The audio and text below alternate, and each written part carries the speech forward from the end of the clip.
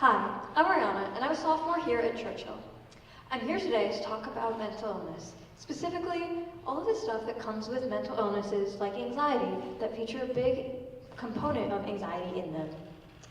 With that, I have a personal story I'd like to share, both about how we perceive others with mental illness and how we suffer from it ourselves. So, the summer before 8th grade, I went to a playground back to school get together because I was switching schools and I didn't know anybody there. So I got there and I hid behind my mom and listened to her talk to the other parents until she pointed at a girl and said, "You could go become friends with her, so go talk to that little girl." Now, little was the wrong word because at the very tall age of 8, she was about 2 inches shorter than my mom. Sorry, Mom, I love you.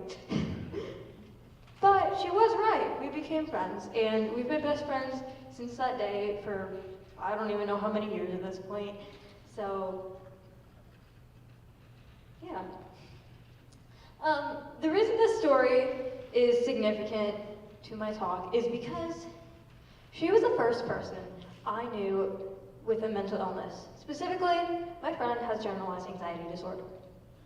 Now, while I'm sure other people I knew had mental issues or struggled with their mental health, it's not like they were going to go talk to an 8-year-old about it. So this was the first time I really connected with someone who struggled with this every day.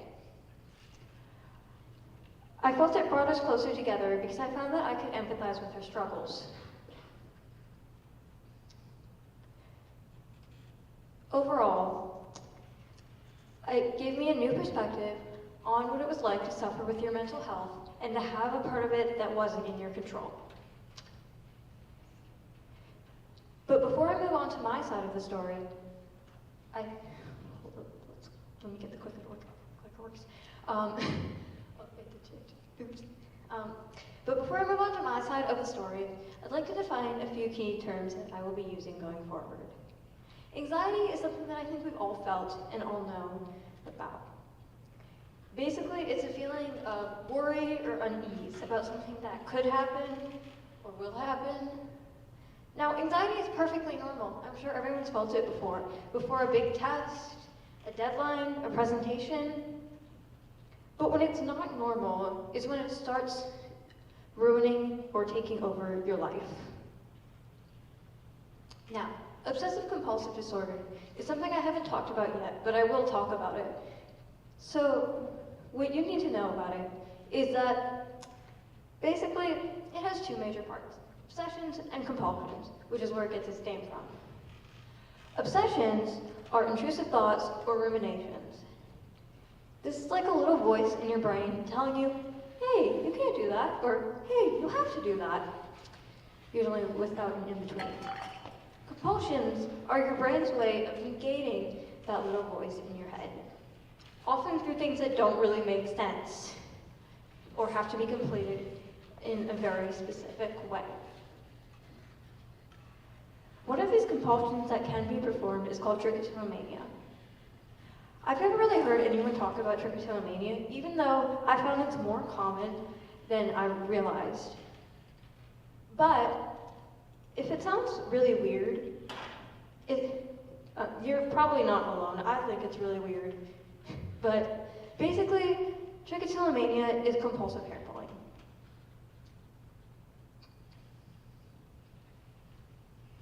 So, on to my side of the story. Last year, I began developing trichotillomania, which is a nice way of saying that I started pulling my hair out without knowing why. I didn't even know trichotillomania was a thing. I just knew I couldn't stop. It felt really weird, obviously, and it felt like it was out of my control. Well, obviously, it didn't take too long for someone to notice. In December, my mom noticed, and later she would bring it up to my doctor. Now, when my doctor found out about this, she told me that it was anxiety, and it was my brain's way of releasing the pressure that it put on me. She also told me that she would book me an appointment with a therapist that worked at her practice. The next couple of months were pretty miserable because I knew I had a problem, but I couldn't control it or manage it. I didn't have coping skills, I didn't really know that much, but I did know I had a problem and that I was going to have the problem for a while. However, I did start therapy, which was very helpful. I got an official trichotillomania diagnosis and got put on medication. I learned how to manage it and how to live my life with it. But I realized that anxiety didn't cover what I was feeling. I learned it wasn't normal to always feel down and for my brain to constantly be working against me. So after research, I went to my therapist and I was diagnosed with OCD. And so right now, I'm doing better. I've learned how to help manage it, and even though I'm not completely done yet, and I will deal with some of these symptoms for the rest of my life, I am getting better, and I'm learning how to live a full, happy life despite all of it.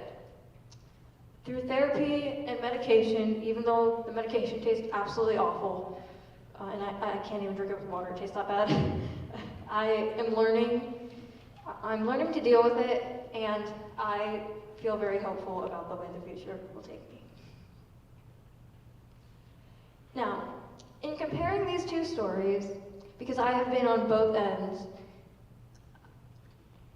the way me and my friends struggle with anxiety and the different things that come out of it, because we both have anxiety disorders, are very different. My friend has more of a typical anxiety experience, or the stereotype. If something is out of her comfort zone, she will try her very hardest not to do it. She will avoid her triggers at all costs. But for me, if something triggers me, I'm going to try twice as hard to do it because I'm going to be even more scared that if I don't do it, something is going to happen or I will lose an opportunity. The thing is, while both are debilitating and neither should be taken lightly, people with my type of anxiety, which I lovingly refer to as overachievers anxiety, can be mistaken for just people who are very dedicated and ambitious. And make no mistake, the people I know with this are both. But a lot of people don't see the anxiety that's behind it.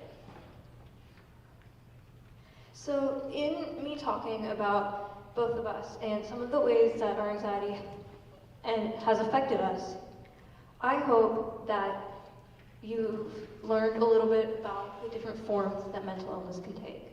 I hope that this has helped you realize that just because someone doesn't have what you see as a stereotypical mental illness does not mean they aren't struggling.